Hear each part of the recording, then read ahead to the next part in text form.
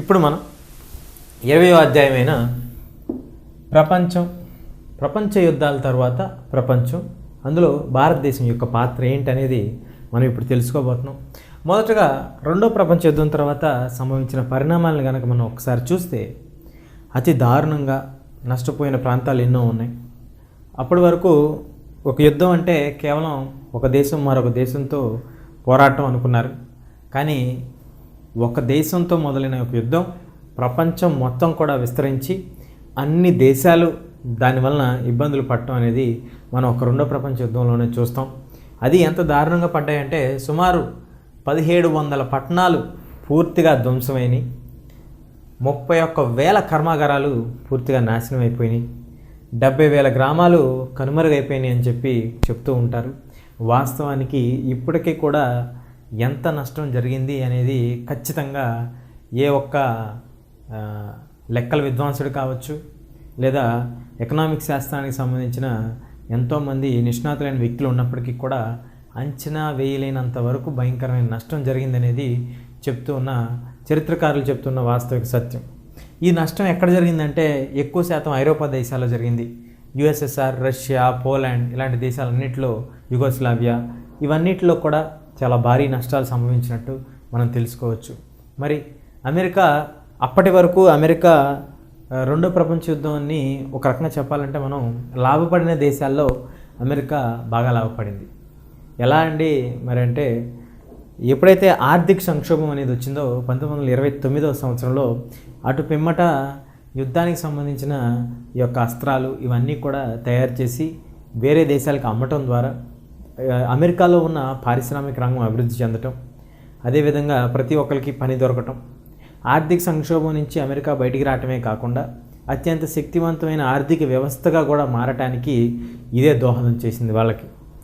మరొక కోణం ఏంటంటే ఈ యొక్క రెండో ప్రపంచ యుద్ధం అమెరికా యొక్క భూభాగంలో జరగలేదు. అదేంటంటే అమెరికాలో మరి జపాన్ వాళ్ళు పర్ల్ హార్బర్ మీద అటాక్ చేశారు కదా, మనందరికీ తెలిసిన విషయమే కదా.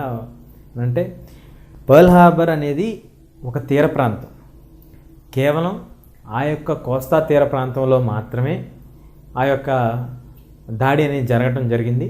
అటు పిమ్మట అమెరికా వాళ్ళు జపాన్ పైన దాడి చేయడం మీ అందరికీ తెలిసిన విషయమే. ఆ ఒక్క ఉదాహరణ తప్పితే ఎక్కడా కూడా అమెరికా భూభాగం ధ్వంసమైనట్టుగా కానీ నాశనమైనట్టుగా కానీ ఆధారాలు లేవు. అసలు వాస్తవంగా అలా కూడా జరగలేదు. యుద్ధం ఎంతసేపు కూడా ఇటు జర్మనీ నుంచి అటు రష్యా సరిహద్దు ప్రాంతాల్లో ఐరోపాలో బాగా తీవ్రంగా జరిగింది. దాని యొక్క పరిణామాలతో ఇటు ఆసియాలోను అటు ఐరోపాలో అన్ని దేశాలు కూడా ధ్వంసం అవటం మనం చూడొచ్చు. మరి దీనికి ఉదాహరణగానే మనకి 1945వ సంవత్సరంలో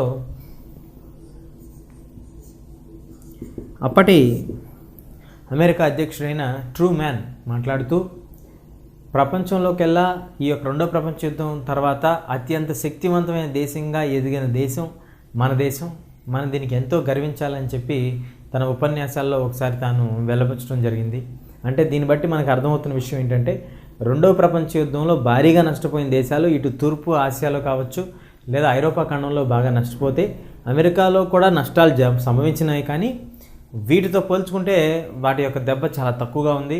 ప్రాణ నష్టం కావచ్చు, సైనిక నష్టం కావచ్చు, లేదా గ్రామాలు నాశనం అయిపోవటం, కర్మాగారాలు నాశనం అయిపోవటం, లేదా ఇంకేమైనా పట్టణాలు ధ్వంసం చెందడం అనేది అమెరికాలో అంతగా జరగలేదనేది మాత్రం మనం దీన్ని బట్టి అర్థం చేసుకోవచ్చు. మరి మరొక కోణం ఏంటంటే ఈ రెండో ప్రపంచ యుద్ధం సంభవించి అంతం వచ్చేసరికి ఇటు ఫ్రాన్స్ దేశం కానీ అటు బ్రిటన్ దేశస్తులు కానీ ఇంకా వలస ప్రాంతాలని అదుపులో పెట్టుకునే శక్తి సామర్థ్యాలని ఈ యొక్క సైనిక శక్తిని కూడా వాళ్ళు చాలా వరకు కోల్పోవడం జరిగింది. ఈ యొక్క రెండో ప్రపంచ యుద్ధం తర్వాత రెండో ప్రపంచ యుద్ధంలో గెలిచినప్పటికీ నష్టం ఓడిపోయిన వారికి ఎంత జరిగిందో గెలిచిన వారికి కూడా ఇంచుమించుగా అంతే నష్టం జరిగింది. కాబట్టి ఇక వాళ్ళని ఆధీనంలో ఉంచుకోలేమనే విషయం ఇటు బ్రిటన్ వాళ్ళకి అటు ఫ్రాన్స్ వాళ్ళకి కూడా అర్థం అవడంతో ఇంకా వీళ్ళు ఇటు మరో కోణం కనుక మనం చూస్తే ఈ స్వతంత్ర ఉద్యమాలు ఊపందుకోవడంతో ఇక వాళ్ళకి స్వాతంత్రం ఇవ్వాల్సిన పరిస్థితి ముందుకు రావటం, ఆ విధంగా చాలా వరకు చాలా దేశాలు 1945 తర్వాత స్వాతంత్రం పొందిన సందర్భాలు ఉన్నాయి. అలా పొందిన దేశాలన్నింటినీ కూడా మూడవ ప్రపంచ దేశాలు అంటారు. ఏ దేశాలైతే వలస పాలిత ప్రాంతాలుగా ఒకప్పుడు ఉన్నాయో ఆ దేశాలు స్వతంత్రం పొందిన తర్వాత ఆ యొక్క దేశాలని మూడవ దేశాలుగా పిలవటం జరుగుతుంది. మరి ఇలా సంబంధించిన దేశాలు ఇలా ఏర్పడిన తర్వాత మరి ప్రపంచ శాంతికై మనం ఒక అంతర్జాతీయ సంస్థ అనేది ఒకటి ఏర్పాటు చేయాలి. రాను రాను ఉన్న పరిస్థితుల్లో ఇప్పుడు ఉన్న రకంగానే యుద్ధం కనుక జరిగితే, మూడో ప్రపంచ యుద్ధం కనుక సంభవిస్తే ఎవరు కూడా మిగలరు, భూమి మీద ఏ ఒక్క ప్రాణి కూడా మిగిలే ఆస్కారం లేదు అన్న విషయం అర్థం చేసుకున్న ఇటు అమెరికా కానీ, అటు బ్రిటన్ కానీ, అటు రష్యా కానీ, యుఎస్ఎస్ఆర్ స్టాలిన్ కానీ అందరూ కలిసి ఒక ఒప్పందానికి రావటం జరిగింది. ఒక అంతర్జాతీయ సంస్థ అనేది మనం ఏర్పాటు చేయాలి. ఆ యొక్క అంతర్జాతీయ సంస్థ ప్రపంచ శాంతికై పాటుపడాలి అని చెప్పి వాళ్ళు నిర్ణయించడం జరిగింది. అలా నిర్ణయం తీసుకున్న తర్వాత మరి అలా స్థాపించిన సంస్థ ఏంటిది, అది ఎలా పనిచేస్తుంది, వాస్తవానికి దానికి పూర్తిగా పనిచేసే స్వాతంత్రాన్ని, స్వేచ్ఛని కలిగించారా లేదా అనేది ఇప్పుడు మన ముందున్న ప్రశ్న. తెలుసుకుందాం. ఇప్పుడు మనం రెండో ప్రపంచ యుద్ధం తర్వాత సంభవించిన పరిణామాలు, పరిస్థితుల గురించి ఇందాక మనం చర్చించుకున్నాం. ఎప్పుడైతే అమెరికా పట్టుగల దేశంగా మారిందో ప్రపంచ పెద్దన్నయ్యగా పెత్తనం చెలాయించడం మొదలెట్టింది. దాని చొరవతోనే అప్పుడు మన యొక్క ఐక్యరాజ్య సమితి అనేది ఒకటి ఏర్పాటు చేయాలి. దాన్ని ప్రపంచం మొత్తం శాంతి పరిరక్షణ సమితిగా ఏర్పాటు చేస్తున్నాం. ప్రపంచం మొత్తంలో ఉన్న అన్ని దేశాలు తమకి ఎటువంటి సమస్యలు ఉన్నప్పటికీ వాళ్ళు సామరస్యంగా చర్చల ద్వారా సమస్యలను పరిష్కరించుకోవాలి అని చెప్పి ఒక విధి విధానాన్ని రూపొందించారు. అది 1945 రెండో ప్రపంచ యుద్ధం ముగియక ముందే దీనిపై చర్చలు జరగటం మొదలెట్టినాయి. మొత్తానికి 1944 చివరి నుంచి 45 మొదటి నుంచి చర్చలు జరుగుతూ వచ్చాయి. తొలి దఫాలుగా చర్చలు జరిగి మొత్తం అప్పుడున్న దేశాల్లో 54 దేశాలు 1945లో 24వ తారీఖున అక్టోబర్ నెలలో ఈ యొక్క ఒప్పందం సంతకం చేయడం జరిగింది. దీంట్లో అన్ని దేశాలు, దాదాపుగా ముఖ్యమైన అన్ని దేశాలు కూడా తమ యొక్క అంగీకారాన్ని తెలపటం, దాని ద్వారా ఐక్యరాజ్య సమితి అనేది ఏర్పడటం జరిగింది. ఇలా ఏర్పడిన ఐక్యరాజ్య సమితి ముఖ్య ఉద్దేశం ఏంటంటే ప్రపంచ యుద్ధాలు అనేవి జరగకుండా, ఎటువంటి దేశం కూడా మరొక దేశాన్ని ఆక్రమించకుండా తగిన చర్యలు చేపట్టడానికి, ఏ సమస్య అయినప్పటికీ శాంతియుతంగా పరిష్కరించాల్సిన బాధ్యత ఐక్యరాజ్య సమితిపై పెట్టడం జరిగింది. దీనికి ఇప్పుడు కనుక మనం చూస్తే 2014లో ఇప్పుడున్న సంఖ్య 193 మంది ఉన్నారు. అన్ని దేశాలు కూడా వేరొక దేశం యొక్క సార్వభౌమ అధికారాన్ని గౌరవించాల్సిందిగా విధిగా పెట్టడం జరిగింది. దీనికి తోడుగా అప్పుడు రెండో ప్రపంచ యుద్ధానికి ముఖ్య కారణమైన దేశాల్లో అమెరికా, రష్యా, బ్రిటన్, ఫ్రాన్స్, చైనాలు ఉన్నాయి కాబట్టి అందుకని ఈ యొక్క దేశాలకి కొంత ప్రత్యేకమైన గుర్తింపునివ్వటం జరిగింది. అదేంటంటే వీటో పవర్. అంటే మనకు మొత్తం 193 దేశాలు ఉన్నప్పటికీ దీన్ని మొత్తాన్ని కూడా ప్రపంచ పార్లమెంటుగా పిలిచే జనరల్ అసెంబ్లీలో సభ్యులుగా ఉంటారు. అలా కాకుండా మనకి సెక్యూరిటీ కౌన్సిల్ అని చెప్పి 15 దేశాల సభ్యులు కలిగిన ఒక నియంత్రణ సంస్థ అనేది ఉంటుంది. భద్రతా కౌన్సిల్ అంటారు దీన్ని. ఈ యొక్క భద్రతా కౌన్సిల్లో 10 మంది అశాశ్వతమైన సభ్యులు ఉండగా 5 శాశ్వతమైన సభ్యులు ఉంటారు. ఈ 5 శాశ్వత సభ్యులుకి కొత్త ప్రత్యేకమైన అధికారాలు ఉంటాయి. ఏంటయ్యా అధికారాలంటే, ప్రపంచంలో ఏదైనా ఒక దేశంపై ఏదైనా ఒక ఆంక్షలు విధించాల్సి వస్తే ఈ 5 దేశాలు తమ యొక్క సమ్మతాన్ని తెలియజేయాల్సి ఉంటుంది. ఈ 5 దేశాలు తమ యొక్క సమ్మతాన్ని తెలియచేస్తేనే ఆ యొక్క దేశంపై మనం ఏమైనా చర్యలు తీసుకోవడానికి ఐక్యరాజ్య సమితి అనేది పూనుకోవడం జరుగుతుంది. అంటే ఎలా అంటే ఈ యొక్క భద్రతా కౌన్సిల్లో ఉన్న 15 దేశాల్లో మొత్తం 10 ఓట్లు రావాల్సి ఉంటుంది. ఆ 10 ఓట్లలో 5 ఓట్లు వీళ్ళకి సంబంధించిన 5 ఓట్లు కాగా మిగతా భద్రతా సభ్యులు ఉన్న దేశాల ఓట్లు కావాల్సి ఉంటుంది. అంటే ఈ యొక్క 5 దేశాల్లో ఏ ఒక్క దేశమైనా సరే దాన్ని వ్యతిరేకిస్తే ఆ యొక్క నియంత్రణ కానీ ఆ యొక్క చట్టం కానీ అమల్లోకి రాదు, అది పూర్తిగా నిర్వీర్యం అయిపోతుంది. అంటే ఇప్పుడు అమెరికా ఏదైనా చర్య చేపట్టాలనుకున్నప్పుడు రష్యా దాన్ని వ్యతిరేకించవచ్చు, లేదా చైనా దాన్ని వ్యతిరేకించవచ్చు, లేదా రష్యా వాళ్ళు ఏదైనా చేయాలనుకున్నప్పుడు అమెరికా వాళ్ళు కానీ, బ్రిటన్ వాళ్ళు కానీ, ఫ్రాన్స్ వాళ్ళు కానీ దాన్ని వ్యతిరేకించవచ్చు. ఇలా ఏ ఒక్కరు వ్యతిరేకించినప్పటికీ ఆ చర్య ఆ చట్టం కింద మారకుండా ఉంటుంది. ఐక్యరాజ్య సమితి ఎటువంటి కార్యక్రమాలు కానీ చర్యలు కానీ చేపట్టలేని పరిస్థితి అనేది నెలకొంటూ ఉంటుంది. దాన్నే మనం వీటో పవర్ అని కూడా అంటాం.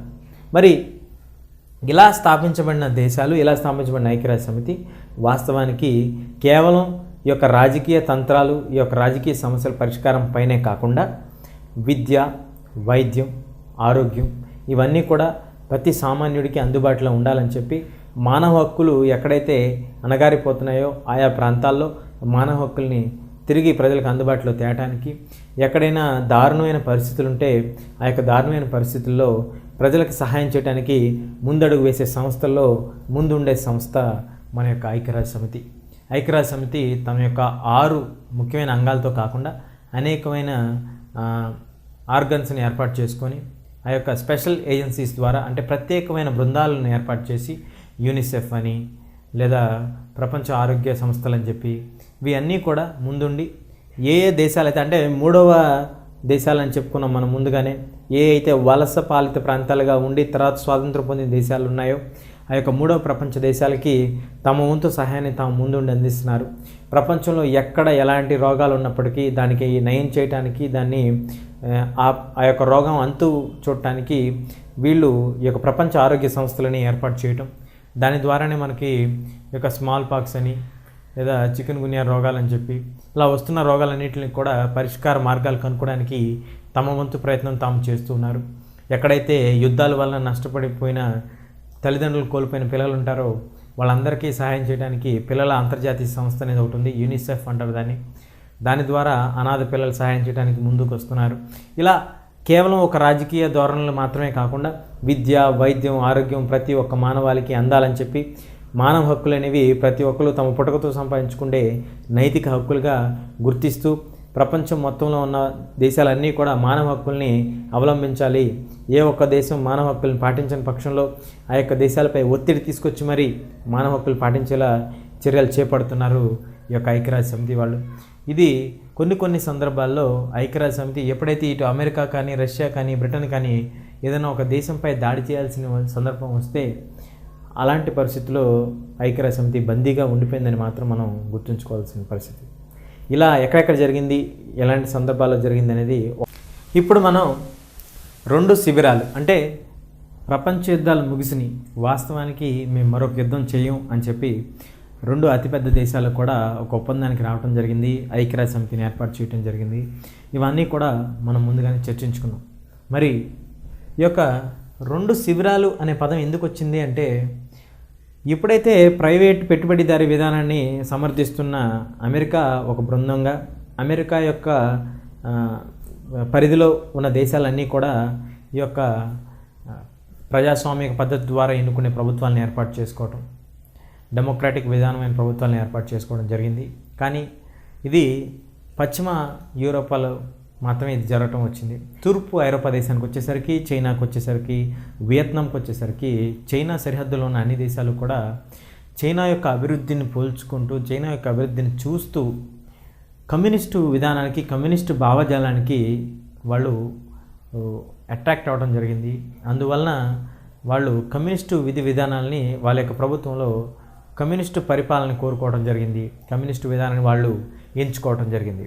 ఎప్పుడైతే కొన్ని దేశాలు ఇలా ఎంచుకుంటూ పోతున్నాయో అమెరికా దేశస్తులు ఈ యొక్క కమ్యూనిస్టు వాదం ఇంకా పెరగకూడదు, ఎంత విస్తృతంగా పెరగకూడదు, ఇది వాస్తవానికి దీని యొక్క ప్రభావాన్ని తగ్గించాలి అని చెప్పి ప్రచ్ఛన్న యుద్ధాలు చేయటం మొదలెట్టారు. అంటే ఇండైరెక్ట్ వార్ అనొచ్చు. అంటే ఒక వాస్తవానికి యుద్ధం ఇద్దరి మధ్య జరుగుతూ ఉంటుంది, ఈ ఇద్దరికి సహాయం చేసే దేశాలు మరొక 2 ఉంటాయి. వాస్తవానికి యుద్ధం పేరు మీద ఒక ఏ అండ్ బి అని 2 దేశాల మధ్య జరుగుతూ ఉంటే, ఏ అనే దేశానికి అమెరికా మద్దతు ఇస్తే బి అనే దేశానికి సహజంగా రష్యా అనే దేశం మద్దతు ఇస్తూ ఉంటుంది. ఈ యొక్క 2 దేశాలు యుద్ధం జరుగుతూ ఉంటుంది, పేరుకి ఏ అండ్ బి మాత్రం కొట్టుకుంటూ ఉంటాయి. బిహైండ్ ద స్క్రీన్స్ అంటాం, లేదా వెనకాల కనుక మనం చూస్తే ఇటు అమెరికా అటు రష్యా కొట్టుకుంటూ ఉంటాయి. కానీ ఎక్కడా కూడా మనకి అమెరికా కానీ రష్యా కానీ కనపడవు, తెరపైన ఎక్కడా కనపడవు. వాస్తవానికి తెర వెనుక ఉండే కథానాయకులుగా మనం చూడొచ్చు, దాన్నే ప్రచండ యుద్ధం అంటారు. ఇలా ప్రైవేటు పెట్టుబడిదారి విధానానికి సంబంధించి అమెరికాకి, కమ్యూనిస్టు భావజాలానికి సంబంధించే యుఎస్ఎస్ఆర్ అని పిలువబడే రష్యాకు కూడా ఈ యొక్క ప్రచండ యుద్ధం సుమారు చాలా కాలం పాటు, అంటే 1945 నుంచి 1991 వరకు జరగటం జరిగింది. సుమారు 46 సంవత్సరాల పాటు ఈ ప్రచండ యుద్ధం జరిగింది. ఇలాంటి ప్రచండ యుద్ధాలు జరిగినప్పుడు ఐక్యరాజ్య సమితి ఎటువంటి చర్యలు చేపట్టలేని దయనీయమైన స్థితిలో మారిపోయింది. ఎందుకు అలా మారిపోయింది, ఏంటి ఆ పరిస్థితులు అంటే, వాస్తవానికి ఎప్పుడైనా ఈ యొక్క యుద్ధాలు సంభవించినప్పుడు, ప్రచండ యుద్ధాలు సంభవించినప్పుడు ఈ యొక్క అమెరికా సైనికులకు కానీ ఈ యొక్క యుఎస్ఎస్ఆర్ సైనికులకు కానీ పెద్దగా నష్టం సంభవించేది కాదు. ఏ ప్రాంతాల్లో అయితే యుద్ధం జరిగేది అంటే మూడవ ప్రపంచ దేశాలుగా మనం చెప్పుకుంటున్న వలస ప్రాంతాల నుంచి విముక్తి పొందిన దేశాలు, ఇటు వియత్నాం కావచ్చు, లేదా అంగోలా కావచ్చు, ఆఫ్ఘనిస్తాన్ కావచ్చు, ఇలాంటి దేశాల్లో ఈ ప్రచండ యుద్ధం సాగినాక చాలా తీవ్రమైన పరిస్థితులు, ప్రభావాలు చూపడం జరిగినాయి. వియత్నాంలో కనుక మనం చూస్తే, ఎప్పుడైతే ఉత్తర వియత్నాంలో మనం ఈ యొక్క కమ్యూనిస్టు భావజాలం అనేది రావటం జరిగిందో, అక్కడ దక్షిణ వియత్నాంలో అమెరికా యొక్క సహాయంతో ఏర్పడిన ప్రభుత్వం, ఆ విధంగా వాస్తవానికి వియత్నాం ప్రజలతో కొట్టుకుంటున్నట్టుగా ఉంటుంది. కానీ ఉత్తర వియత్నాం, దక్షిణ వియత్నాం వాస్తవానికి అక్కడ కొట్టుకుంటున్న ప్రజలు ఎవరో కాదు, అమెరికాకు సంబంధించిన సైనికులు, ఇటు రష్యాకు సంబంధించిన సైనికులు. వీళ్ళు ఇలా కొట్టుకుంటూ ఉండటం వలన మూడో ప్రపంచ దేశాలే భారీగా నష్టపోయినాయి అని చెప్పి ఎంతోమంది చరిత్రకారులు అభివర్ణిస్తూ ఉంటారు ఈ యొక్క ప్రచండ యుద్ధానికి సంబంధించి. ఇంకా ఇలాంటి ఉదాహరణలు ఎన్నో ఉన్నాయి, మనం తెలుసుకుందాం. ఇప్పుడు మనం పరోక్ష యుద్ధాల గురించి తెలుసుకుందాం. ఇందాక వరకు మనం చర్చించుకున్న ప్రచ్ఛన్న యుద్ధాలు అంటే ఏంటి, దాని యొక్క పరిస్థితులు ఏంటని మనం చూసాం. ఇప్పుడు నేరుగా పరోక్ష యుద్ధాలు అసలు ఎలా జరిగినాయి, ఏంటి ఆ ఉదాహరణలు అనేది కానీ మనం ఒకసారి చూస్తే, 1947 సంవత్సరంలో టర్కీ, గ్రీకు దేశాలు హ్యారీ ట్రూమాన్ అనే అమెరికా అధ్యక్షుడు, అప్పుడున్న అమెరికా అధ్యక్షుడు, ఈ రెండు దేశాలు కూడా రష్యా యొక్క సామ్యవాదానికి, కమ్యూనిస్టు భావజాలానికి ఆకర్షితులు కాకూడదు అని చెప్పి తాను వీళ్ళకి ఆర్థిక సహాయం అందజేయటం జరిగింది. ఆ విధంగా ఈ యొక్క రెండు దేశాలు రష్యా యొక్క భావజాలానికి లేదా కమ్యూనిస్టు భావజాలానికి ఆకర్షితులు కాకుండా అమెరికా తన యొక్క కంచు కోటను విస్తరించడం మొదలెట్టింది. అదేవిధంగా 1960 సంవత్సరంలో కాంగోకి బెల్జియం నుంచి స్వాతంత్రం లభించింది. ఇలా స్వాతంత్రం పొందిన కాంగోకి మళ్ళీ కమ్యూనిస్టు భావజాలం నుంచి రక్షించడానికి తన వంతు ప్రయత్నాలు తాను మొదలెట్టింది అమెరికా ప్రభుత్వం. 1975 సంవత్సరంలో కనుక మనం చూస్తే అంగోలా ప్రాంతం, ఇది ఆఫ్రికా ఖండంలో ఉండే అంగోలా ప్రాంతం పోర్చుగల్ దేశం నుంచి స్వాతంత్రం పొందింది. కానీ ఇక్కడ పోర్చుగల్ లేదా రష్యా వాళ్ళ సహకారంతో ఇక్కడ కమ్యూనిస్టు ప్రభుత్వాన్ని ఏర్పాటు చేశారు. పోర్చుగల్ ప్రజలు కోరుకున్నారు కమ్యూనిస్టు భావజాలానికి, వాళ్ళు ఆకర్షితులు కావటం జరిగింది. మరి ఇక్కడ ఎలా అయితే కమ్యూనిస్టు భావజాలాన్ని వ్యతిరేకిస్తూ అమెరికా తన ప్రయత్నాలు మొదలెట్టిందో, అదేవిధంగా తమ యొక్క భావజాలాన్ని విస్తరింప చేయడానికి కూడా కమ్యూనిస్టులు అంటే రష్యా నాయకత్వంలో ముందుకు సాగటం మొదలెట్టారు. ఇక ఫిడెల్ కాస్ట్రో లాటిన్ అమెరికన్ దేశాల్లో, ముఖ్యంగా అమెరికా ఖండంలో ఎక్కడా కూడా మనకి కమ్యూనిస్ట్ భావజాలం కనిపించకూడదని కోరుకుంటున్న అమెరికన్లకి ఒక పెను సవాలుగా విసిరారు. అప్పటి వరకు ఎన్నుకున్న ప్రభుత్వాన్ని పాడదోలిన ఫిడెల్ కాస్ట్రో రష్యా యొక్క సహాయంతో ఉన్న ప్రభుత్వాన్ని పడగొట్టి మరి కమ్యూనిస్టు భావజాలంతో కూడిన ప్రభుత్వాన్ని క్యూబాలో ఏర్పాటు చేయడానికి తాను పోరాటం సాగించాడు. దానికి అమెరికా ఎంతో వ్యతిరేకించినప్పటికీ తాను విజయం సాధించలేకపోయింది. ఈ విధంగా ఎంతో మందిలో ఎంతో ప్రజాదరణ కలిగిన ప్రజా విప్లవకారుడైన చెగోవెరా హత్యకు గురి కావటం, అటు తర్వాత సంభవించిన పరిణామాల దృష్ట్యా క్యూబాలో పూర్తిగా కమ్యూనిస్టు పరిపాలన రావటం, ఫిడెల్ కాస్ట్రో తిరుగులేని నాయకుడిగా ఎదగటం, ఇవన్నీ కూడా అమెరికాకి పెద్ద తలపోటుగా మారటం మొదలెట్టాయి. ఏదేమైనా ఇప్పటికీ కూడా క్యూబాలో కమ్యూనిస్టు భావజాలమే నడుస్తుంది. రష్యా దానికి ఎప్పుడు అండగానే నిలుస్తూ ఉంది. మనకి 1962 సంవత్సరంలో రష్యా మిసైల్స్ కూడా క్యూబాకి అండగా నిలిచిన సందర్భాలు ఎన్నో ఉన్నాయి. అంటే అమెరికా క్యూబా మీద యుద్ధం చేసిద్దేమో, యుద్ధాన్ని కనుక ప్రకటిస్తే ఇలాంటి సందర్భాల్లో రష్యా ఎప్పుడు అండగా ఉంటుందని చెప్పి తన యొక్క మిసైల్స్ని అక్కడ మోహరించడం జరిగింది. 3 రోజుల పాటు మూడో ప్రపంచ యుద్ధం వచ్చేస్తుందేమో అని ప్రపంచం మొత్తం ఒకంత ఉలిక్కి పడుతూ చూసిన దినాల 3 రోజులు. 28 అక్టోబర్ 1962లో ఇలాంటి పరిస్థితి జరిగింది. వాస్తవంగా అంటే ప్రచన్న యుద్ధం కాకపోయినా నేరుగా మరో ప్రపంచ యుద్ధం రావడానికి ఆస్కారాలు ఇలాంటివి ఉన్నాయని చెప్పి మనం తెలుసుకోవచ్చు. అదేవిధంగా 1985 వరకు ఆఫ్ఘనిస్తాన్ భూభాగంలో, పేరుకి ఆఫ్ఘనిస్తాన్లో ప్రజలు పోరాడుతున్నప్పటికీ రష్యా తన యొక్క సైన్యాన్ని మోహరించింది. తాలిబాన్లు అంటే మిలిటెంట్లు, ఉగ్రవాద సంస్థ అయిన తాలిబాన్లకి అమెరికా తన యొక్క సహాయాన్ని చేస్తూ నేరుగా యుద్ధంలో పాల్గొంటూ వచ్చింది. ఎప్పుడైతే 1985 సంవత్సరంలో ఆఫ్ఘనిస్తాన్ నుంచి రష్యా బలగాల్ని విస్మరించి తిరిగి వెనుదిరగటం జరిగినాయో అప్పుడు తాలిబాన్ల ప్రభుత్వం ఆఫ్ఘనిస్తాన్లో రావటం జరిగింది. అలా వచ్చిన ప్రభుత్వం అమెరికా వాళ్ళపై వ్యతిరేకంగా పోరాటం సాగించడం మొదలెట్టారు. ఇలా అనేక సందర్భాల్లో పరోక్ష యుద్ధాలు చేస్తూ వచ్చినాయి ఈ యొక్క రెండు అత్యంత శక్తివంతమైన దేశాలు, సూపర్ పవర్ దేశాలను పిలుచుకుండే అమెరికా కానీ రష్యా కానీ. మరి ఇలాంటి పరిస్థితిలో ఎలా భారతదేశం ఉంది, ఇంకా ఎటువంటి ఉదాహరణలు ఉన్నాయి మనకి ఇలాంటి ప్రచ్ఛన్న పరోక్ష యుద్ధాల గురించి అనేది మనం ఇప్పుడు తెలుసుకుందాం. ఇప్పుడు మనం సైనిక ఒప్పందాలను కనుక మనం ఒకసారి చూస్తే, ఎక్కడైతే మనం ప్రచ్ఛన్న యుద్ధాలు చూసాం, పరోక్ష యుద్ధాలను చూసాం, ఈ యొక్క అమెరికా కానీ రష్యా కానీ తమ యొక్క పట్టుని నింపుకోవడానికి రెండు దేశాలు కూడా అణ్వాయుధాలని పోగు చేసుకోవడం సాగించాయి. ఎప్పుడైతే రష్యా అమెరికా రెండు కూడా సమాంతరంగా అణ్వాయుధాలు పోగు చేసుకున్నాయో, వీటిని కనుక మనం ప్రయోగిస్తే ఏ దేశం కూడా ఊహకు కూడా ఉండదు అని చెప్పి అందరికీ తెలిసిన విషయమే. కానీ దీనికి తోడు మనం మన యొక్క పటుత్వాన్ని పెంచుకోవాలంటే ఒప్పందాలు కుదుర్చుకోవాలి, స్నేహభావాలను పెంచుకోవాలి, మన యొక్క పట్టుని మనం పెంచుకోవాలి వేరే ప్రాంతాలపై అనే ఆలోచనతో వాళ్ళు కొన్ని సైనిక ఒప్పందాలను కుదుర్చుకోవడం జరిగింది. ఎప్పుడైతే ఈ యొక్క సైనిక ఒప్పందాలని చేసుకోవాలి అని చెప్పి వాళ్ళు నిర్ణయించుకున్నారో, దీనికి ముఖ్యంగా దోహదపడే అంశాలు అణ్వాయుధాల యొక్క అమ్మకం కావచ్చు, లేదా ఇటు బ్రిటన్ కానీ ఫ్రాన్స్ కానీ దేశాలు కూడా తమ యొక్క యుద్ధ నిల్వల్లో అణ్వాయుధాలను చేర్చుకోవడం మొదలెట్టాయి మిలిటరీ సామాగ్రిలో. మరి 1949వ సంవత్సరంలో కనుక మనం చూస్తే ఉత్తర అట్లాంటిక్ సంధి వ్యవస్థని అమెరికా ఏర్పాటు చేయడం జరిగింది. దాన్నే నాటో అని కూడా అంటాం, నార్త్ అట్లాంటిక్ ట్రీటీ ఆర్గనైజేషన్ అని అంటారు ఇంగ్లీష్లో. ఈ యొక్క సంస్థ ద్వారా ఆ ఉత్తరాన ఉన్న భూభాగం మొత్తంలో కూడా అమెరికా యొక్క పట్టు నిలుపుకోవడానికి ఈ యొక్క ఒప్పందం చేయడం జరిగింది. దీనికి వ్యతిరేకంగా రష్యా తన యొక్క పట్టును నిలబెట్టుకోవడానికి వార్సా ఒప్పందం చేసుకోవడం జరిగింది. అంటే తూర్పు ఐరోపాలో ఉన్న దేశాలన్నింటినీ కూడా వార్సా ఒప్పందం ద్వారా తమ యొక్క ఆధీనంలో ఉన్నాయని చెప్పుకోవడానికి ఈ యొక్క ప్రయత్నం చేయడం జరిగింది. అదేవిధంగా ఈ యొక్క సెనెటో ఒప్పందాలు కూడా వాళ్ళు చేసుకోవడం జరిగింది. ఇలా అనేక ఒప్పందాలు చేసుకుంటూ మళ్ళీ మనం చూస్తే ప్రపంచ యుద్ధాలకు ముందు జరిగిన సైనిక ఒప్పందాల మాదిరిగానే ఉన్నాయి ఇవి కూడా. అదే కాకుండా ఎప్పుడైతే ఈ ఆయుధాలు ఇటు అమెరికాలోనూ అటు రష్యాలోనూ కుప్పలుగా నిండిపోతూ అణ్వస్త్రాయుధాలు, ఈ అణుబాంబులు ఇవన్నీ ఉంటున్నాయో, వీటితో పోటీతత్వం అనేది గూఢాచార్య వ్యవస్థ వరకు పెరిగింది. ఈ గూఢాచార్య వ్యవస్థని చేయటానికి వాళ్ళకి బాగా ఉపయోగపడిన ఇవి ఏంటి అంటే ఉపగ్రహాలు. అందుకని అంతరిక్షంలో పోటీ అనేది మొదలైంది ఇప్పుడు ఈ రెండు దేశాల మధ్య. ఒక దేశంపై గూఢాచారితనం లేదా సీక్రెట్గా తెలుసుకోవడానికి ఏం జరుగుతుందో ఆ దేశం గురించి తెలుసుకోవాలంటే ఆ దేశంపై గుండా వెళ్ళే ఒక ఉపగ్రహాన్ని మనం పంపించాల్సిన అవసరం ఉంటుంది.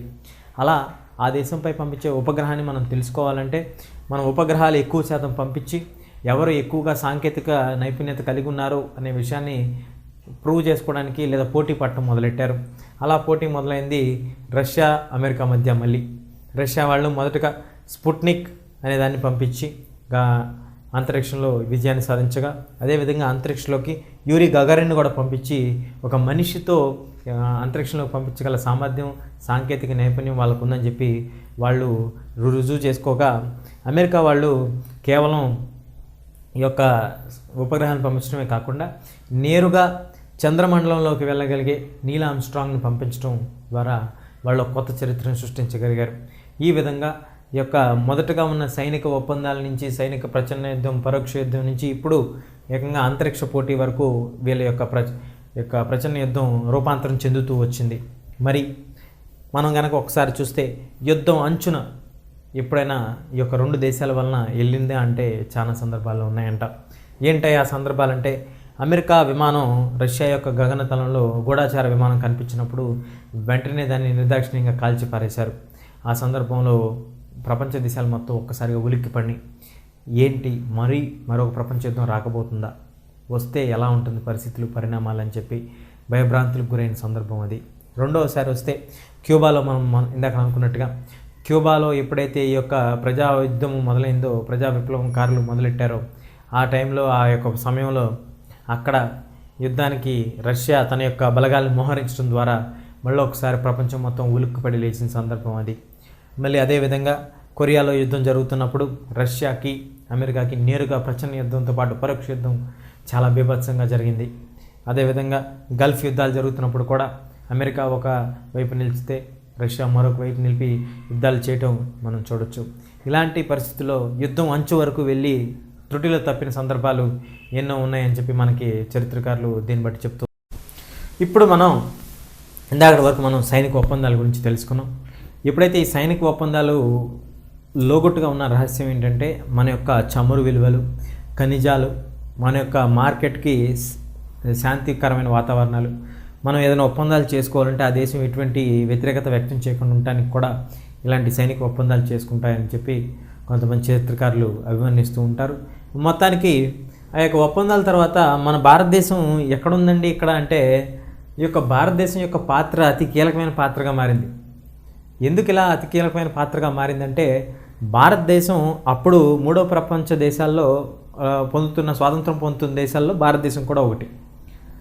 ఎవరైనా స్వాతంత్రానికి కొత్తగా కనుక పొందితే ఆ యొక్క రెండో ప్రపంచ యుద్ధం ముగిసినాక వాళ్ళు అప్పుడున్న రెండు శిబిరాలు అంటే అమెరికా చేత నడపబడే శిబిరం అయిన ఇక ప్రజాస్వామిక ప్రభుత్వానికి కట్టుబడి ఉండే సిద్ధాంతాలకి, అలాగే ప్రైవేటు పెట్టుబడిదారీ విధానాలకి మద్దతు ఇచ్చే విధానమైన అమెరికా యొక్క పెత్తందారీ వ్యవస్థకి అయినా మనం ఆ శిబిరంలో చేరాలి, లేదా కమ్యూనిస్టు భావజాలానికి యొక్క సామ్యవాదానికి కట్టుబడి ఉండే రష్యా యొక్క నాయకత్వంలో నడిచే కమ్యూనిస్టు సంఘానికైనా సరే శిబిరానికైనా మనం చేరాల్సి ఉంటుంది.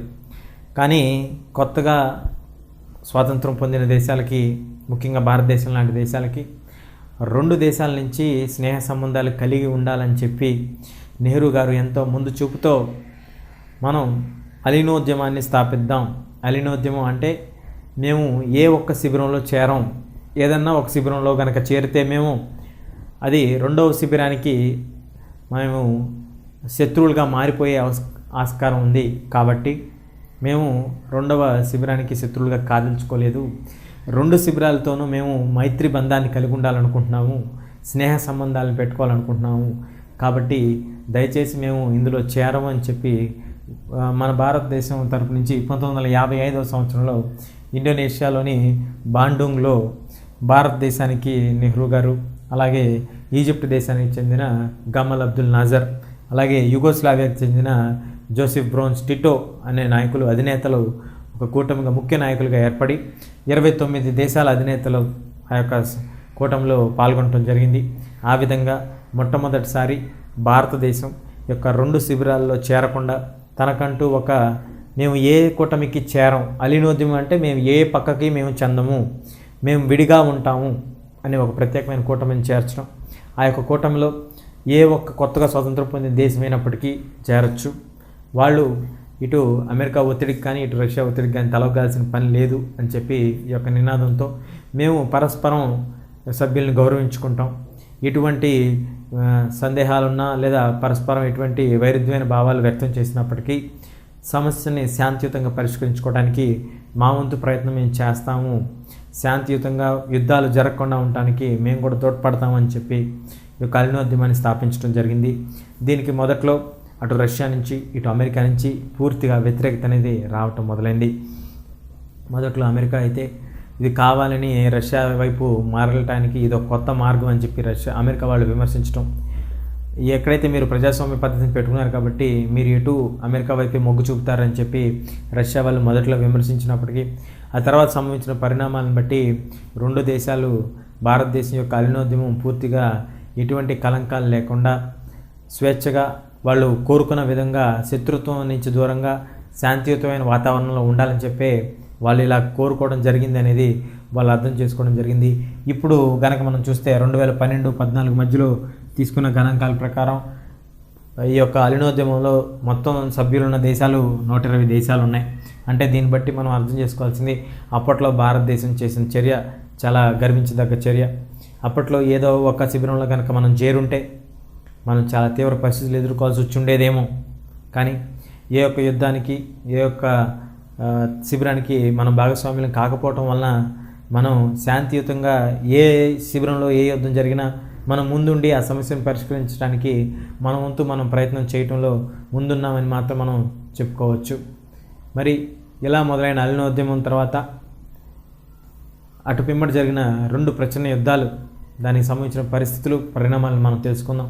మొదటిది ఈ గల్ఫ్లో యుద్ధాలకు సంబంధించి గల్ఫ్లో చెలరేగిన జాతీయవాదం, అదేవిధంగా అరబ్ ఇజ్రాయెల్ మధ్య జరుగుతున్న యుద్ధం గురించి మనం కనుక ఒకసారి చర్చించుకుంటే భారతదేశం ఇందులో ఎలాంటి వైఖరిని అవలంబించింది, ఈ యొక్క శిబిరాలు తమ యొక్క వైఖరిని ఎలా వ్యక్తం చేశాయనేది మనం ఒకసారి చూడొచ్చు. ఇప్పుడు మనం పశ్చిమ ఆసియాలోని ఘర్షణల గురించి మనం కనుక ఒకసారి తెలుసుకుంటే మనకి వాస్తవానికి పరిస్థితులు ఎంత క్లిష్టంగా ఉంటాయనేది మనకు అర్థమవుతుంటుంది. ఇటు ఐరోపాకి అటు ఆసియాకి మధ్యన ఉన్న భూభాగాన్ని పశ్చిమ ఆసియాగా పిలుస్తూ ఉంటారు. ఇక్కడ వాస్తవానికి ఏం జరిగింది అంటే జెరూసలేం అనే ఒక పవిత్ర స్థలం ఉంది. ఇది ఇటు యూదులకి, క్రైస్తవులకి, ముస్లింలకి కూడా, అంటే 3 మతాలకి సంబంధించిన పవిత్రమైన స్థలంగా దీన్ని చెప్పుకుంటూ ఉంటారు. అయితే ఇక్కడ ఏమైందయ్యా అంటే యూదులు దీన్ని వాగ్దత్త భూమిగా పిలుస్తూ ఉంటారు. యూదులు కొన్ని సంవత్సరాల క్రితం తమకి పంటలు సరిగ్గా పండగ కావచ్చు లేదా వేరే అన్ని కారణాల వలన వాళ్ళు ఈ ప్రాంతం నుంచి ఐరోపా ప్రాంతానికి వలస వెళ్ళటం జరిగింది. కొన్ని సంవత్సరాల పాటు వలస వెళ్ళి అలా ఐరోపా దేశంలో నివసిస్తున్నప్పుడు వాళ్ళు స్థానికంగా ఉన్న జనాలతో కలిసిపోవటం జరిగి వాళ్ళతో సమైక్యంగానే ఉంటూ వచ్చారు. కానీ ఎప్పుడైతే హిట్లరు తన యొక్క పరిపాలన భాగంలో యూదుల్ని ఏరిపారేయటం మొదలుపెట్టాడో, తీవ్రంగా హింసించడం మొదలుపెట్టాడో, యూదులు అంతా కూడా, ప్రపంచం మొత్తం ఉన్న యూదులంతా కూడా ఒక కూటమిగా ఏర్పడి తాము జియానిస్ట్ ఉద్యమం అని చెప్పి ఒకదాన్ని ప్రారంభించారు. మనం తిరిగి మన యొక్క భూభాగాన్ని మనం కైవసం చేసుకోవాలి అనే ఒక ఆలోచనతో ఈ యొక్క ఉద్యమం అనేది ఆరంభించడం అయింది. దీనికి అప్పుడున్న పాశ్చాత్య శక్తులైన అమెరికా కూడా దీనికి మద్దతు తెలపడం జరిగింది. ఇలా మద్దతు పొందిన తర్వాత జర్మనీలో జరిగిన అరాచకాలను తట్టుకోలేక వాళ్ళు తిరిగి తమ యొక్క ప్రాంతాలని ఎత్తుక్కోవడానికి వాళ్ళు వెళ్ళటం జరిగింది. ఇలాంటి పరిస్థితుల్లో అక్కడ ఏం జరిగిందయ్యా అంటే వీళ్ళు ఎప్పుడైతే ఇలాంటి ఆలోచన వ్యక్తం చేశారో ఐక్యరాజ్య సమితి ఈ యొక్క ప్రాంతాన్ని 2 భాగాలుగా చీల్చండి, ఒక భాగాన్ని మనం ఈ యొక్క యూదులకి ఇద్దాం, ఇజ్రాయెల్ అని పేరు పెట్టండి, రెండవ భాగాన్ని అక్కడున్న వాళ్ళకి పాలస్తీనా అని పేరు పెట్టండి అని చెప్పి ఇచ్చారు. అయితే పాలస్తీన్లు ఎవరైతే ఇక్కడ ఉంటున్నారో వాళ్ళు స్వతహాగా అరబ్ సంబంధించిన ముస్లిం ప్రజానికం అన్నమాట, అంటే ఇస్లాం మతాన్ని పాటించేవాళ్ళు. వీళ్ళు తమ యొక్క భూభాగాన్ని ఇలా విభజించి ఇవ్వటానికి తాళ్ళు ఇష్టంగా లేకపోవటం దీని యొక్క సమస్యకు ముఖ్య కారణం. ఇలా వలస వెళ్ళిపోయిన వాళ్ళకి మేము భూభాగాన్ని ఇవ్వటం ఏంటి అని చెప్పి వాళ్ళు గొడవలు చేయటం మొదలెట్టారు. కానీ అప్పటి వరకు బ్రిటన్ బలగాలు శాంతి భద్రతలను అక్కడ పరిరక్షిస్తూ ఉన్నవి 1948వ సంవత్సరంలో వెనక్కి వెళ్ళిపోవటం, ఇజ్రాయెల్ అనేది యూదుల కోసం ప్రత్యేకించి చేసి ఇవ్వటం జరిగింది. అప్పటి వరకు అక్కడ నివసిస్తున్న అరబ్ ఇస్లాం మతానికి పాటించే ముస్లిమ్స్ని భయంకరంగా వెళ్ళగొట్టడం, వాళ్ళ ఆస్తులన్నీ కూడా వాళ్ళు వదిలేసుకొని వేరొక అరబ్ దేశాలకు వెళ్ళి కాందశీలుగా వ్యవహరించాల్సిన పరిస్థితి అనేది ఏర్పడటం జరిగింది. దీంతో వీళ్ళ మధ్య ఉన్న విద్వేషాలు మరీ ఎక్కువ అవటం జరిగింది. సరే, ఇది ఇలా జరుగుతున్నప్పుడు ఈ యొక్క మొత్తం కథకి కొత్త మలుపు ఎప్పుడు వచ్చింది అంటే ఈ యొక్క ప్రాంతంలో చమురు నిల్వలు అనేవి కనుక్కొనడం జరిగింది. ఎప్పుడైతే ఈ 2 దేశాల మధ్య చమురు నిల్వలు అనేవి కనుక్కోవడం జరిగిందో ఇటు అమెరికా కానీ అటు రష్యా కానీ ఈ ప్రాంతంపై తమ యొక్క పట్టుని సాధించుకోవడానికి తమ యొక్క పూర్తి ప్రయత్నాలు అనేవి చేయటం మొదలుపెట్టాయి. ఇలా పూర్తి ప్రయత్నాలు ఎప్పుడైతే మొదలుపెట్టినాయో మరి ఈ యొక్క ఒప్పందాన్ని శాంతియుతంగా తమ యొక్క పట్టు ఆధీనంలో ఉండటానికి 2 దేశాలు కూడా సాయశక్తిలో ప్రయత్నించడం మొదలెట్టినాయి. మరి ఇది ఇలా జరుగుతున్నప్పుడు ఇజ్రాయెల్ని ఏకం చేయాలి, ఈ యొక్క పాలస్తీనా సమస్యకి పరిష్కారం పలకాలి అని చెప్పి అప్పుడున్న ఈజిప్ట్ నాయకుడైన గమల్ అబ్దుల్ నాజర్ అనేవాడు ముందుకు రావడం జరిగింది. ఆయన తన యొక్క వంతు ప్రయత్నంతో శాంతియుతంగా పరిష్కరించడానికి ప్రయత్నాలు చేశారు. తనకు అందుతున్న సహాయం దృష్ట్యా సూయజ్ కెనాల్ని జాతీయం చేస్తూ దానిపైన ఆస్వాన్ అనే ఒక భారీ కట్టడాన్ని నిర్మించారు. అదే మనం డ్యామ్ అంటాం. లేదా ఈ యొక్క డ్యామ్ నిర్మించడం ద్వారా దీని నుంచి వచ్చే ప్రయోగాలన్నీ కూడా ఫలితాలన్నీ కూడా ఈజిప్టుకు దక్కే విధంగా తన చర్యలు చేపట్టడం మొదలెట్టింది. తను 1956లో ఎప్పుడైతే ఇది ప్రయత్నం చేశాడో బ్రిటన్ దేశం వాళ్ళు ఈయనపై తీవ్రంగా విమర్శలు చేస్తూ ఆయన్ని అమెరికా వాళ్ళు ఆంక్షలు విధించడం, బ్రిటన్ దేశం వాళ్ళు చేస్తున్న ఆర్థిక సహాయాన్ని నిలిపివేయడం జరిగింది. ఇలాంటి పరిస్థితుల్లో రష్యా తమ యొక్క పట్టును నిలుపుకోవటం కోసం వాళ్ళకి యుద్ధ సామాగ్రి మొత్తాన్ని ఇవ్వటం, ఆర్థిక సహాయాన్ని అందజేయడం ద్వారా ఈ యొక్క గమల్ అబ్దుల్ నాజర్ అనే నాయకుడు ఆ యొక్క ఆస్వాన్ కట్టడాన్ని లేదా డ్యామ్ని నిర్మించడం జరిగింది. ఇలా నిర్మించిన తర్వాత 56లో ఈజిప్ట్పై ఇజ్రాయెల్ దాడి చేయడం మొదలెట్టింది. మనం కనుక ఒకసారి గుర్తుంచుకుంటే మొట్టమొదటి నుంచి కూడా ఇజ్రాయెల్ వాళ్ళకి సహాయం చేస్తున్న దేశాల్లో ముందు వరుసలో ఉన్న దేశం అమెరికా, పాశ్చాత్య దేశాలు. ఆ విధంగా సహాయాన్ని అందుకొని మొదటపై ఈజిప్ట్పై యుద్ధానికి చేయగా ఇజ్రాయెల్ దాడిని తట్టుకోగలిగింది. మరి 1967లో అరబులు ఇజ్రాయెల్పై మరొకసారి దాడి చేయడం జరిగింది.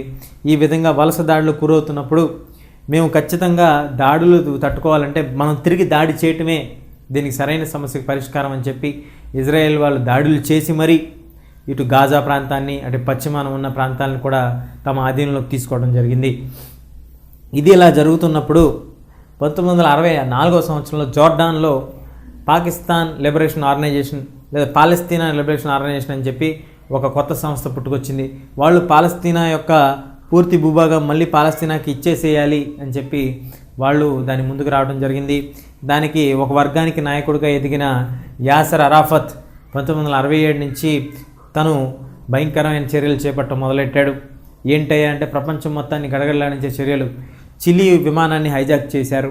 అదేవిధంగా 1972లో మునిచ్ ఒలింపిక్స్లో ఇజ్రాయెల్ సంబంధించిన ఒలింపిక్స్ అందరినీ కూడా, అథ్లెట్స్ అందరినీ అపహరించి దారుణంగా చంపేయడం జరిగింది.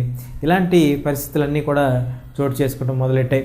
ఏదేమైనప్పటికీ ఇది కనుక మనం చూస్తే మొత్తానికి 2004 సంవత్సరంలో అరాఫత్ తన యొక్క తుది శ్వాస విడవటం జరిగింది. ఇలా సంభవించిన పరిణామాల దృష్ట్యా ఇప్పటికీ కూడా పాలస్తీనియన్లు కావచ్చు, ఇజ్రాయేల్ ప్రజలు కావచ్చు ఇంకా గొడవలు పడుతూనే ఉన్నారు. సమస్య ఇంకా కూడా పరిష్కారం కాలేదు. పాలస్తీనియన్లు తమ యొక్క నేలపై పట్టు కోసం పోరాడుతూనే ఉన్నారు. ఇజ్రాయెల్ వాళ్ళు ఆక్రమించుకున్న పాలస్తీన్ భూభాగాన్ని ఐక్యరాజ్య సమితి వాళ్ళు కోరినప్పటికీ కూడా వాళ్ళు వెనక్కి తగ్గడానికి ఒప్పుకోవటం లేదు. ఎందుకయ్యా అంటే ఇప్పుడు కనుక మేము వెనక్కి తగ్గితే మేము పూర్తిగా ఓడిపోయినట్టే, కావాలంటే యుద్ధం నుంచి విరమణ తీసుకుంటాం, కానీ ఈ యొక్క ఆధీనంలో ఉన్న ప్రాంతాలను మాత్రం మేము వదలబోము అని చెప్పి చెప్పడం, ఖరాఖండిగా తేల్చి చెప్పడం జరిగింది. అందుకే ఆ యొక్క ప్రాంతాలని బఫర్ రీజియన్ కింద గుర్తిస్తూ యుఎన్ఓ ఒక అధికరణని జారీ చేసింది. ఈ విధంగా పాశ్చాత్య దేశాలు, ముఖ్యంగా పశ్చిమ ప్రాంతంలో, మన యొక్క ఆసియా ప్రాంతంలో తీవ్రంగా భయంకరమైన అశాంతి వాతావరణం అనేది ఇప్పుడు కూడా నెలకొని ఉంది. త్వరగా ఈ సమస్య పరిష్కారం కావాలని చెప్పి మనం అందరం కోరుకుందాం. ఇప్పుడు మనం గల్ఫ్లో జాతీయతావాదం అనేది భావం ఎలా వచ్చింది అని కనుక మనం ఒకసారి పరిశీలిస్తే, మొదటి నుంచి మనం కనుక చూసుకుంటే ఈ యొక్క పశ్చిమ ఆసియాలో జరిగిన అల్లర్లకి ముఖ్య కారణమైన ఇజ్రాయెల్ యొక్క ఏర్పాటుకి మొదటి నుంచి కూడా తన వంతు సహాయాన్ని అందిస్తూ వచ్చిన అమెరికానే ప్రజలు బాగా గుర్తు చేసుకుంటూ వచ్చారు. మొదట్లో అమెరికా తన యొక్క పాకులాటకుతో, తన యొక్క ఆరాటంతో చమురుపై పట్టు సాధించడానికి తన ప్రయత్నాలు తాను చేస్తూ వచ్చింది. దానికి వ్యతిరేకంగా రష్యా కూడా తన ప్రయత్నాలు తాను చేస్తూ వచ్చింది వాస్తవానికి. మరి 1968వ సంవత్సరంలో ఇరాక్లో తిరుగుబాటు అనేది జరిగింది. అప్పుడు సద్దాం హుస్సేన్ అనే నాయకుడు జాతీయవాదం మరియు ఈ యొక్క సోషలిస్ట్ భావజాలాన్ని వ్యక్తం చేస్తూ అధికారంలోకి వచ్చాడు. తన దృష్టిలో సోషలిజం అంటే ఈ యొక్క చమురు బావుల ద్వారా వచ్చిన ఆదాయాన్ని మొత్తాన్ని ప్రజలందరికీ కూడా సహజంగా అందేలా చేయాలి, ఈ యొక్క ఫలాలు అందరికీ అందాలి, అందరూ ప్రజలు ఆనందంగా ఉండటానికి ఏర్పాట్లు చేయాలి అని చెప్పి తాను అధికారంలో రావడానికి జరిగింది. అదేవిధంగా 1969వ సంవత్సరంలో కూడా లిబియాలో ఇలాంటిదే ఒక ఉద్యమం రావడం జరిగింది. అక్కడ కూడా ఉద్యమంలో మార్పు వచ్చి జాతీయతావాదం, చమురుపై పట్టు కోసం పోరాటం మొదలుపెట్టారు. అక్కడ కూడా మార్పు జరిగింది. ఒక నాయకుడు మనకు తెలిసిన గడాఫీ, అలాగే కొంతమంది నాయకుల చేతిలోకి అధికారం వెళ్ళిపోయింది. అదేవిధంగా 1979లో కనుక మనం చూస్తే ఇరాన్లో కూడా అప్పటి వరకు ఉన్న రాజు పరిపాలన పోయి షియా మత గురువులకు సంబంధించిన మత గురువులు ప్రజాస్వామ్య పరంగా ఎన్నికలు నిర్వహించడం మొదలెట్టారు. ఈ విధంగా ఆఫ్ఘనిస్తాన్లో ఎప్పుడైతే సోవియట్ బలగాలు వెళ్ళిపోయినాయో తాలిబాన్లు అధికారంలోకి రావడం జరిగింది. తాలిబాన్లు అధికారంలోకి వచ్చిన కాడి నుంచి పూర్తిగా ఇస్లామిక్ మత చట్టాల ప్రకారం తమ యొక్క ప్రభుత్వాలను ఏర్పాటు చేస్తూ ప్రజలందరూ కూడా ఖచ్చితంగా ఇవన్నీ పాటించే విధంగా వాళ్ళని ఒత్తిడి చేయటం మొదలెట్టారు. ఈ విధంగా 21వ శతాబ్దం వచ్చేసరికి పూర్తిగా అమెరికాపై వ్యతిరేకత అనేది వ్యక్తం అవుతూ వచ్చింది.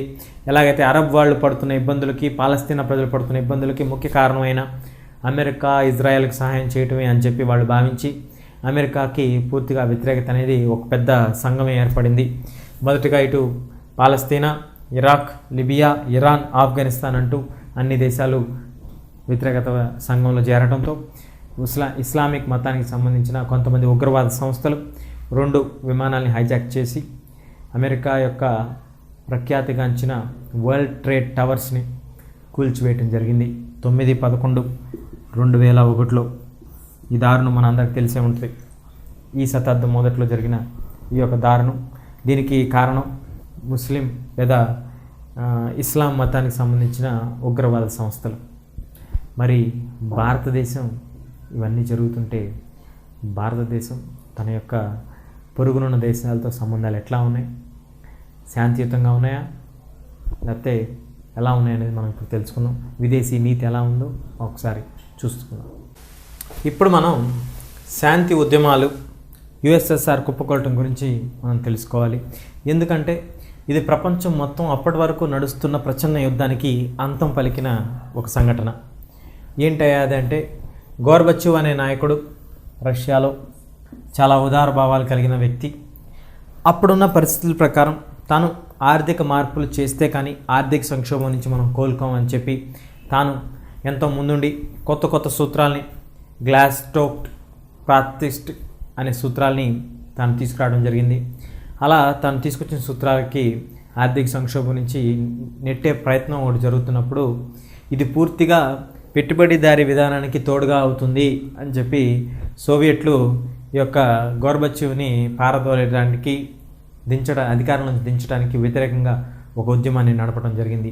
ఇది ఇలా జరుగుతూ ఉన్నప్పుడు ఇటు తూర్పున ఉన్న ఐరోపా దేశాల్లో అప్పుడున్న ఆర్థిక ఇబ్బందుల దృష్ట్యా, ఆర్థిక అసమానతల దృష్ట్యా వాళ్ళకి రష్యా నుంచి ఎటువంటి సహాయం అందించలేని పరిస్థితిలో ఉన్నందువలన ఆ దేశాల్లో కూడా విప్లవాలు మొదలైనవి. అప్పుడున్న విప్లవాల దృష్ట్యా ముఖ్యంగా జర్మనీలో ఉన్న బెర్లిన్ వాల్, తూర్పు పడమర ఉన్న జర్మనీని విడదీసిన బెర్లిన్ వాల్ రష్యా యొక్క పట్టుకి గుర్తుగా ఉండేది. దాన్ని 1989 సంవత్సరంలో పూర్తిగా చిన్నాభిన్నం చేసి విరగొట్టడం జరిగింది.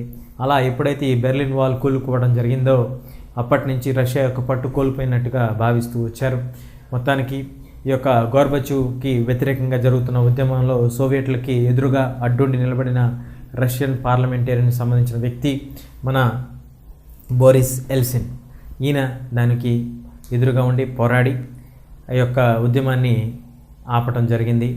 ఆపినప్పటికీ 1991లో తను అధ్యక్ష ఎన్నికలకి ఎన్నుకోబడ్డాడు. అధ్యక్షుడిగా ఎన్నుకున్న వెంటనే యుఎస్ఎస్ఆర్ కుప్పకూల్చుతూ, అంటే యుఎస్ఎస్ఆర్ ఇక మీదట ఉండదు, ఎవరైనా కూటమిగా ఉండాలంటే దేశాల కింద విడదీయటం జరిగింది. అలా కుప్పకూలటంతో ప్రపంచంలో ఉన్న 2 అతిపెద్ద దేశాల్లో ఒకటి కుప్పకూలిపోవడం జరిగింది. ఇలా జరిగిపోవడంతో అప్పటి వరకు అమెరికాకి తీవ్రమైన పోటీనిస్తూ సమాంతరంగా నిలిచిన యుఎస్ఎస్ఆర్ ఇక మీదట చరిత్రలో లేకుండా పోయింది. అప్పుడు ప్రపంచం మొత్తం ఇక ఏకధ్రువ ప్రపంచంగా మారిపోయింది. పెట్టుబడిదారీ విధానానికి అన్ని దేశాలు మొగ్గు చూపటం మొదలెట్టాయి. వీటి వలన సంభవించిన పరిణామాలు, పరిస్థితుల్ని మనం మరొక అధ్యాయంలో తెలుసుకుందాం. మరి ఇందాక మనం అనుకున్నట్టుగా భారతదేశం తన యొక్క మైత్రి, అంటే తన యొక్క సరిహద్దులో ఉన్న దేశాలతో ఎలాంటి సంబంధాలు కలిగి ఉంది, ఏంటి అసలు ముఖ్యంగా భారతదేశం పాటించే సూత్రాలు ఏంటి, అల్నోద్యమానికి నాయకుడైన భారతదేశం లాంటి పెద్ద దేశం ఎలా తన యొక్క స్నేహితులతో, ముఖ్యంగా పొరుగునున్న రాష్ట్రాలతో ఎలా సత్సంబంధాలు కలిగి ఉందా లేదా అనేది మనం ఇప్పుడు తెలుసుకోవాల్సిన అంశం. ఇప్పుడు మనం భారతదేశం తన పొరుగునున్న దేశాలతో ఉన్న సంబంధాల గురించి ఒకసారి మనం కనుక దృష్టి పెడితే, భారతదేశం తన యొక్క పొరుగు రాష్ట్రాలతో, అంటే విదేశీ విధానంలో ముఖ్యంగా గాంధీ గారు చెప్పిన సూత్రాలని ఆలోచనలోకి తీసుకుంటూ, పరిగణలోకి తీసుకుంటూ నెహ్రూ గారు పంచశీల సూత్రాలని ప్రారంభించడం జరిగింది. అంటే ఒక దేశం యొక్క సార్వభౌమ అధికారంలో మరొక దేశం ఎప్పుడు కూడా తలదూర్చకుండా, అదేవిధంగా ఒకరినొకరు సత్సంబంధాలతో గౌరవించుకుంటూ, ఎటువంటి సమస్యలు ఉన్నప్పటికీ సామరస్యంగా, శాంతిపరంగా చర్చించుకుంటూ సమస్యలను పరిష్కరించుకోవాలని చెప్పి ఒప్పందాలని చేసుకోవడం జరిగింది. ఈ యొక్క విధానాన్ని ఎప్పుడు కూడా విదేశీ విధానంగా భారతదేశం అవలంబిస్తూ వచ్చింది. దీనికి ముఖ్య కర్త కర్మ క్రియ అన్నీ కూడా మన మొట్టమొదటి ప్రధానమంత్రి అయిన జవహర్లాల్ నెహ్రూ గారే. అందుకే ఆయన్ని కరెక్ట్గా ఆర్కిటెక్ట్ అంటే మన యొక్క విదేశీ విధానం యొక్క రూపకర్తగా పిలుస్తూ ఉంటారు చరిత్రకారులు. మరి భారతదేశం చైనాతో కలిగిన సత్సంబంధాల గురించి కనుక మనం చూస్తే, చైనాతో మొదట్లో భారతదేశానికి మంచి సంబంధాలే ఉండే. దాదాపు ఒకేసారి 2 దేశాలు కూడా స్వాతంత్రాన్ని చవిచూడటం జరిగింది. స్వతంత్ర భావాలకి వ్యక్తమైన 2 దేశాలు 1950లో ఎప్పుడైతే టిబెట్ని చైనా వాళ్ళు ఆక్రమించుకున్నారో అప్పుడు దలైలామాకి భారతదేశంలో మనం విడిదిల్లు ఇవ్వటం ద్వారా భారతదేశానికి చైనాకి మధ్య వైరుధ్యాలు వ్యత్యాసాలు మొదలైనవి. ఇది ఏదేమైనప్పటికీ భారతదేశంపై దండయాత్రకు వచ్చింది మాత్రం 1962వ సంవత్సరంలో భారతదేశం ఊహించిన విధంగా చైనా వాళ్ళు దండయాత్రకు రావడం జరిగింది. సియాచిన్ ప్రాంతాల్లో యుద్ధాన్ని చవి చూడలేదు. పైగా ఆ యుద్ధానికి మనం సన్నద్ధం కూడా కాలేదు కాబట్టి భారీగా నష్టాలు చవి చూడాల్సి వచ్చింది. భారతదేశానికి చైనాకి మధ్య ఉన్న సంబంధాలు ఏకగ్రీవంగా చైనా కాల్పుల విరమణ జరిపి ఆ తర్వాత తిరిగి తన యొక్క స్థానానికి వెనక్కి వెళ్ళటానికి సుమారు దశాబ్ద కాలం పాటు పట్టింది. ఇది ఒక సంఘటన మినహా మిగతా అన్ని సందర్భాల్లో కూడా భారతదేశానికిను చైనాకి సత్సంబంధాలు కలిగి ఉన్నాం. ఎటువంటి సమస్యలు అయినప్పటికీ కూడా 1-2 చదురుమదులు ఘటనలు ఈ యొక్క సరిహద్దుల మధ్య జరుగుతున్నప్పటికీ భారతదేశ అధ్యక్షుడు చైనా అధ్యక్షులు కూడా ఎప్పుడూ శాంతియుతంగా సమస్యలు పరిష్కరించుకోవడానికి ఎప్పుడూ కూడా ముందుండి శాంతియుతమైన వాతావరణాన్ని నెలకొల్పుతూ ఉన్నారు. ఒక్క టిబెట్ విషయంలో మాత్రమే భారతదేశం ఎప్పుడూ కూడా చైనాకి తను చేసిన చర్యకి సహకరించలేదు. దలైలామాకి మనం నీడనివ్వటం కూడా చైనాకి ఎప్పటికీ కూడా మింగుడు పడని విషయం. మరి పాకిస్తాన్తో కనుక మనం చూసుకుంటే పాకిస్తాన్ యొక్క పుటకే మనకి చాలా బాధాకరమైన విషయం. 2 దేశాలు విడిపోయి ఏర్పడాల్సి వచ్చింది. అటు పిమ్మట కాశ్మీర్ యొక్క పట్టు కోసం 1948లో మొదటి యుద్ధం జరగ్గా అటు పిమ్మట 65లో రెండవ యుద్ధం జరిగింది. మరి 1971 వచ్చేసరికి అప్పటి వరకు ఉన్న సైనిక నాయకుడు అలీ భుట్టోని తిరిగి తీసేసి అయూబ్ ఖాన్ తీసి అలీ భుట్టో ఎన్నిక కావటం, ఆ పిమ్మట వచ్చిన పార్టీలు ఇటు తూర్పున ఉన్న పాకిస్తాన్లో కూడా ఎన్నికలు వేరే పార్టీ గెలవడంతో ఆ యొక్క పార్టీని సైనిక పాలన నాయకులు అదుపులోకి తీసుకొని ముజిబుర్ రెహమాన్ అదుపులోకి తీసుకోవడంతో భారతదేశం వాళ్ళకి మద్దతు పలుకుతూ ఈ యొక్క 1971 యుద్ధం అంటే బంగ్లాదేశ్ ఏర్పడటానికి సహాయపడిన చర్యలు చేపట్టింది. సైనిక మద్దతు కూడా ప్రకటించడంతో 71 యుద్ధం జరిగింది. అది కూడా పాకిస్తాన్ ఓడిపోవటం జరిగింది. 1999లో కార్గిల్ వార్ జరిగింది. దాంట్లో కూడా మంచు శిఖరాలపై ఎత్తు నుంచి కూడా పాకిస్తాన్ వాళ్ళు కాల్పులు జరుపుతుంటే భారతదేశం వాళ్ళు ఎదురుండి పోరాడి దానిపై కూడా విజయం సాధించడం జరిగింది. ఏది ఏమైనప్పటికీ మన పొరుగున ఉన్న పాకిస్తాన్తో మాత్రం మనకి ఎప్పటికప్పుడు సత్సంబంధాలు కలిగి ఉండటానికి మన నాయకులు ఎన్ని ప్రయత్నాలు చేసినప్పటికీ కూడా వాస్తవానికి ఎప్పుడు కూడా పూర్తి కాలేదు. దానికి ఒక కారణంగా చెప్పుకోవాల్సిన అంశం ఏంటంటే మన భారతదేశంలో ఎప్పుడు కూడా ప్రజాస్వామ్య ప్రభుత్వం ఎన్నుకోబడి ఉంటుంది. కానీ పాకిస్తాన్లో చాలా సందర్భాల్లో సైనిక పాలకులు ఉంటూ ఉంటారు. దీనివలన మనకి ఇటు ప్రజాస్వామ్య నాయకులు అటు సైనిక పాలకుల మధ్య ఒప్పందాలు అయితే కుదురుతున్నాయి, కానీ వాస్తవానికి వాళ్ళు మాట నిలబెట్టుకునే పరిస్థితులు అయితే లేకుండా పోతున్నారు ఈ సైనిక నాయకులు. ఎన్నోసార్లు సైనిక నాయకులు తమ యొక్క పట్టు కోల్పోతున్నారని భావించినప్పుడు భారతదేశంపై దండ ఎత్తడం, కవింపు చర్యలకు చేపట్టడం కూడా కొన్ని ఉదాహరణలుగా మనం చూడొచ్చు. మరి అదేవిధంగా బంగ్లాదేశ్తో కనుక మనం చూస్తే బంగ్లాదేశ్ ఏర్పడటానికే బాగా దగ్గరుండి దోహదం చేసిన దేశాల్లో మొట్టమొదటి దేశం భారతదేశం. ఎప్పుడైతే బంగ్లాదేశ్ ఏర్పడిందో 1971 సంవత్సరంలో ఆ వెమ్మటే 25 సంవత్సరాల శాంతి ఒప్పందాలతో పాటు ఇటువంటి ఇబ్బందులు వచ్చినా ఆర్థిక సహాయం కావచ్చు, ఈ యొక్క డ్యాముల నిర్మాణం కావచ్చు, నీళ్లు పంచుకునే వ్యవహారాలు కావచ్చు, ఇప్పుడు కూడా శాంతియుతంగానే పరిష్కరించాం. కానీ కొంత బంగ్లాదేశ్ వాళ్ళు కూడా అసహనం వ్యక్తం చేసిన సందర్భాలు లేకపోలేదు. భారతదేశం పెద్ద అన్నయ్యగా వ్యవహరిస్తూ అధిక భూభాగాన్ని అధిక నీటి శాతాన్ని తీసేసుకుంటుంది అనే వాదన కూడా వినిపిస్తూ వచ్చారు. కానీ వాస్తవానికి భారతదేశానికి బంగ్లాదేశ్కి కూడా ఎప్పుడూ మంచి సంబంధాలే కలిగి ఉన్నాయి. ఒక్క అస్సాంలో జరిగిన విప్లవకారుల ఘర్షణలు అణగార్చడానికి తప్పితే ఎప్పుడు కూడా మనం సరిహద్దుల్లో కూడా అంత భారీ భద్రత ఉండకుండా ఉండేది మొదట్లో. కానీ ఇప్పుడు ఈ యొక్క వలసలు తగ్గించాలని చెప్పి సరిహద్దుల్లో భద్రత కట్టుదిట్టం చేయడం జరిగింది. మొత్తానికి చూస్తే భారతదేశానికి ఇటు చైనాతో కానీ పాకిస్తాన్తో కానీ బంగ్లాదేశ్తో కానీ ఒక రకమైన శాంతికరమైన ఒప్పందాలే ఉన్నాయి. ఒక్క పాకిస్తాన్తోనే మనం ఎన్నిసార్లు శాంతి ప్రయత్నించినప్పటికీ దాన్ని చేయించలేకపోయాం. మరి శ్రీలంకతో కనుక మనం చూస్తే శ్రీలంకతో మనకి ఎప్పుడు స్నేహ సంబంధాలు కలిగి ఉన్నాయి. ఒక్క తమిళులపై యుద్ధం ప్రకటించినప్పుడు భారతదేశం యొక్క సైన్యం తమిళులపై యుద్ధానికి తోడుగా పంపించినందుకు గాను రాజీవ్ గాంధీ గారిని కొంతమంది తమిళ తీవ్రవాదులు హంతం చేయడం జరిగింది, ఎల్టీటీ సంస్థ వాళ్ళు. అటు పిమ్మట సంభవించిన పరిస్థితుల్లో శ్రీలంకలో ప్రచ్ఛన్న యుద్ధం జరుగుతున్నప్పటికీ భారతదేశం ఎటువంటి సహాయ చర్యలు కానీ ఎటువంటి మార్పులు ఎటువంటి చర్యలు చేపట్టకుండా ఒక రకమైన స్తబ్దుని వ్యవహరించడం ద్వారా ఒక రకమైన మంచి సంబంధాలు నెరవేర్చుకోగలిగామని చెప్పుకోవచ్చు. కానీ భారతదేశం శ్రీలంకలో శాంతిని నెలకొల్పడానికి చేసిన ప్రయత్నాన్ని కూడా ఇటు తమిళులు కూడా వ్యతిరేకించారు, అటు శ్రీలంక వాళ్ళు కూడా వ్యతిరేకించడం జరిగింది. మా యొక్క అంతర్గత వ్యవహారాల్లో భారతదేశం ఎప్పుడు కూడా కలగజేసుకుంటుంది అని వాళ్ళు భావించడం, మానవ హక్కుల ఉల్లంఘన జరిగిందని భావించినప్పుడు కూడా ఇంకా భారతదేశం ఇటువంటి సైన్యాన్ని పంపించలేక కేవలం చూస్తూ ఉండిపోవాల్సి వచ్చింది. ఇలాంటి ఒక సందర్భం తప్పితే మిగతా అన్ని సందర్భాల్లో కూడా భారతదేశానికి శ్రీలంకకు కూడా మంచి సంబంధాలే కలిగి ఉన్నాయి. ఈ విధంగా భారతదేశం ఎప్పుడూ కూడా తన పొరుగునున్న రాష్ట్రాలు దేశాలతో శాంతియుతంగా అన్ని సమస్యల్ని సామరస్యంగా పరిష్కరించుకోవడానికి తన వంతు ప్రయత్నం తాను చేస్తూ పంచశీల సూత్రాల్ని ఎప్పుడూ పాటిస్తూ వచ్చింది. ఒక్క పాకిస్తాన్లో మాత్రమే ఎప్పుడు భయాందోళన కలిగి ఉంటున్నారు పాకిస్తాన్ ప్రజలు కానీ భారతదేశం ప్రజలు కానీ. ఒక్కొక్కసారి ఎంతోమంది చరిత్రకారులు భయపడుతూ ఉంటారు. ఈ యొక్క పంచశీల సూత్రాలు కావచ్చు లేదా శాంతి ఒప్పందాలు ఏమైనప్పటికీ కూడా ఈ రెండు దేశాల యొక్క కవింపు చర్యల వలన ఈ ఒప్పందాలను దారితీసి ఒక యుద్ధం సంభవించే పరిస్థితులు ఉంటాయేమో, అది పెను యుద్ధంగా మారి ప్రచన యుద్ధంగా మారి ఇంకేమైనా పరిస్థితులు మారతాయేమో అనే ఒక రకమైన భయాన్ని మాత్రం ఎప్పుడూ వ్యక్తం చేస్తూ ఉంటారు. ఏదేమైనప్పటికీ భారతదేశం ఎప్పుడూ కూడా శాంతి పందాన్ని అవలంబించిందని మాత్రం మనం ఇక్కడ గమనించాల్సిన విషయం.